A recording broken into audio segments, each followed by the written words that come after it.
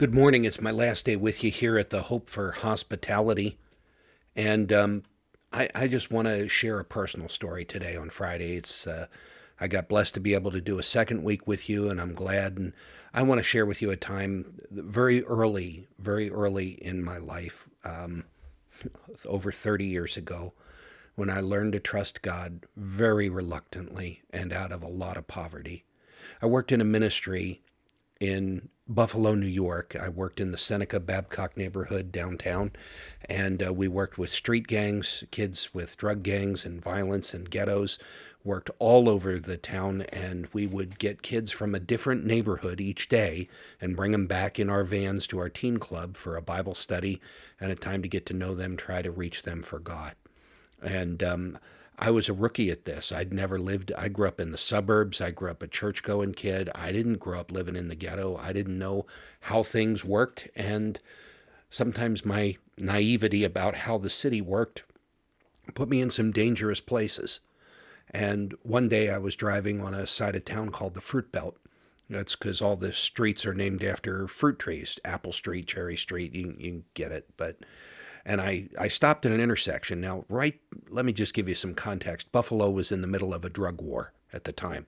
Two big out-of-town gangs, the Bloods and the Crips, were trying to suck up all these little gangs inside of the inner city part, and they would pit one little gang against another in a fight, do a drive-by shooting here, drive-by shooting there, even shooting up police stations. And the season that I was in there was death almost every day. Drive-by shootings were a daily thing. Police officers did not stop at stop signs. They rolled right through. They didn't want to get shot in their cars. The substations in the different neighborhoods, even the secretaries at the desk, everybody, bulletproof vests. It was a dangerous time to be alive in Buffalo. It was a dangerous time to work with those kids. And I went to that part of town. I think I was trying to invite kids to go to our summer camp program. And you literally went door to door in that kind of a neighborhood, seeing if they had any kids who might want to come to camp and spend a week learning about God. Well, I went into a section of town and I stopped at an intersection and I guess I stopped too long, and this boom, big pounding on the side of the van scared me to death. And I looked and there's this monstrous big guy right there staring me in the face, pounding on the windows, African American gentleman, and I'm not racist, but I was scared, and I didn't know him. I didn't know why he was pounding, and I guess God helped me roll the window down, and I said, "Can I help you?" And he looked at me and he touched the words on the side of the van. 1, 2, 3. Teen Haven's motto was "Because Jesus cares," and he says, "Because Jesus cares," he goes, "Can you help me?" And I said, "Well, let me pull over and we can talk." So I pulled over to a safe place, if there was a safe place in that neighborhood, at least safe traffic-wise. And there was this big man. He had scars all over his arms. He looked like he had been in more than one fight. He was big enough to take me, even though he was much older than I was. I didn't know whether I was going to get robbed. I didn't know whether I was getting a story. I didn't know whether the guy was asking for money and it was going to be for drugs. I didn't know. The whole time I'm just in my heart going, "Jesus, I want to be helpful and I want to get this right. I just don't know what I'm doing." And he told me this story, how he was a Vietnam vet and a Claymore mine had gone off, and that's why he had all the scars all over him, why he was disfigured. And he had come up from South Carolina or somewhere down south, and he was here to help his daughter because the baby daddy ran away and she had a child and needed help, and he was going to live with her and use his Social Security, his disability payments to help his daughter. And they hadn't caught up with him yet. And so they didn't have any money. They didn't have any food. Could I do anything to help? Well, friends, I made $125 a week. And by the time my bills were paid, I had $50 a week for my wife and I to buy food and live on. And we didn't eat well. We ran a government food pantry out of our ministry, and there was an awful lot of times we made pancakes or biscuits or whatever that government flour and government cheese and government peanut butter would make. That's what we ate too, even as we tried to help people with it. So I didn't have money. In fact, I was inside angry that you'd ask me for money. Go ask some rich guy.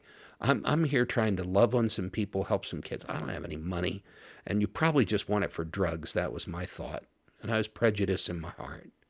And I said, I don't know what got into me, but I'm like, I don't have any money, sir, but I have a food pantry back at our teen center. If you want to get in the van, I can go back to the teen center with you and we'll get you some food. And what he didn't know was that week was the first time my wife and I had saved up a little extra money. And we had gone grocery shopping for the first time since we were married. We'd only been married a few weeks, moved right into the ghetto afterwards, only had 100 some bucks a week. And we had finally bought some groceries and we were going to have a chicken dinner that night. And I was looking forward to it. That's the only dinner we had, but that's what I was looking forward to. And we bought some frozen concentrated juice, some chicken, and maybe a few other things, a milk, gallon of milk. And to us, that was a big deal. And anyway, we got the guy back to the teen center. I don't know if he was going to try to rob me. I knew my wife wasn't home. She was out. And I thought I felt safe, just him and I. I wasn't worried about my wife. And I took him to the food pantry. And he was like, "This is it?" He goes, don't, I have my daughter's baby. Do you have any milk? Do you have any juice? Do you have any food other than this flour and cheese and peanut butter? I knew I did. I had it in my fridge. I didn't want to. I resented him for needing something. I resented what I thought God was asking in my heart. No, I don't have hardly anything. Just one thing for me. I said, I have some in my refrigerator upstairs, sir. And I went upstairs and he came with me. And he said, "Can I have the milk?" And we gave him the milk and the chicken. And finally, I realized God is up to something. I don't know what. And I gave him everything in the fridge. I put it in bags, the same ones I had unpacked last night. Put him in the van and we drove back over to the part of town where he was from. He invited me in to meet his daughter and baby. He had told me a story on the way over I thought was not true. It had to be not true. He told me that he had to stand guard over his baby granddaughter's crib to keep the rats out because he found a rat in her crib. He invited me into the house to meet his granddaughter and his daughter. And I went in. I'd never been in a house like that before. I'd never seen poverty before. I'd never seen roaches crawling on the walls and how dark and hopeless everything seemed. And he went to the back room, invited me back, and there I saw, just in the room, just one crib, no other furniture, his granddaughter in there, holes in the walls around the floor. There were rats in that home. There were roaches, and they weren't trying to be dirty. Just sometimes you can't change it. If your neighbors are all filthy, if there's roaches in it, I learned a lot about poverty and a lot about my prejudice. And I met a granddaughter, and that man was proud of her, and he held her with his scarred arms. And I felt good in my heart. I felt like an idiot, but I felt good in my heart that I had done the right thing, that I'd given him all our food. Oh no, now I got to go home and tell my wife. I got to get home before she gets home and finds out what I did. Well, I went home, and she had already been there. She heard me coming up the stairs, and I hear, "David, where's all our groceries? Where's our food?" And I went upstairs, and I told her what I felt God had asked me to do. And we went down later and got some government flour and made pancakes for supper and didn't get our chicken dinner. And I didn't know what God was doing. But that Sunday we went to a little church called Bible Presbyterian Church on Love Road on Grand Island, New York. It was outside of Buffalo. It was on the island of where Niagara Falls is. And we would go there on Sundays because it was just one day out of the ghetto. And these people just loved my wife and I. They were so kind to us, so gracious and welcoming. We didn't know anybody in Buffalo. We didn't have any family in Buffalo. And this one little moment every Sunday in this little old-fashioned church made us feel so peaceful and loved. Well, that was the only place I didn't lock my car the entire time we lived there. And when we came out after church that Sunday morning, I couldn't see in my car. All the windows had brown paper up against them, and I didn't know what was going on. I hadn't told anybody anything, and when I opened the car doors, it was grocery bags. Somebody had taken and bought more groceries than our little car could hold and filled it all the way up with everything. So much more than we ever gave away.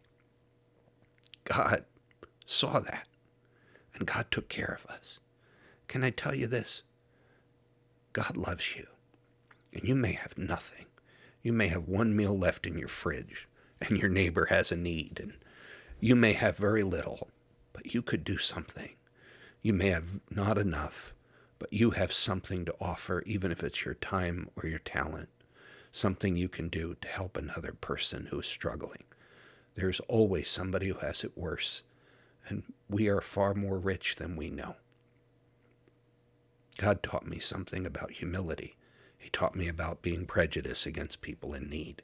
He taught me about poverty and how to be loving and compassionate.